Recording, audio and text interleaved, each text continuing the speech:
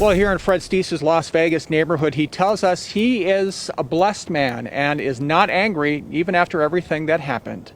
Well, the last couple years of freedom for Fred Steese weren't easy. He called this alley home for about 4 months. That was living hell for me.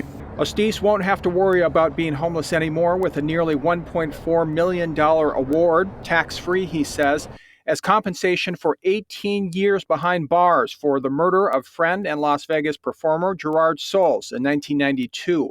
The court also granted Steese a certificate of innocence. So you're officially an innocent person. Yep. What do you think about that? Well, I knew I was innocent all along, but it took a lot of willpower for me to prove it. When you're in prison, everybody says they're innocent. You know, that's the cliche. But when you're saying you're innocent for 20 years, somebody ought to listen. Steese says he wasn't even in the state when Soles was murdered and never wavered on his story.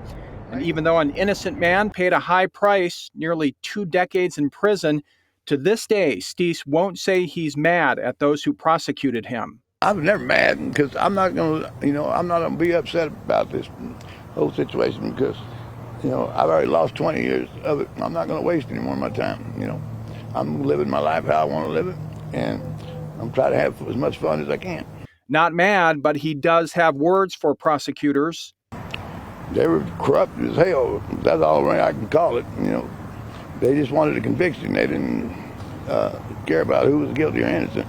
But that was the past, and Steese wants to focus on the future. The handyman now wants to do a little deep-sea fishing and help those who helped him get out of this alley and others less fortunate than him, and says he's grateful to those who worked to set him free.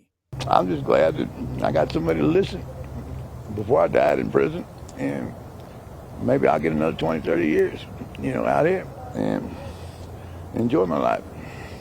That's what life's about. Now, Steese says there is something else he wants to do with his freedom, and that is use his voice to pressure authorities to reopen the murder case. He says a killer or killers are still out there. In Las Vegas, Joe Vigil, Fox 5 News, local, Las Vegas.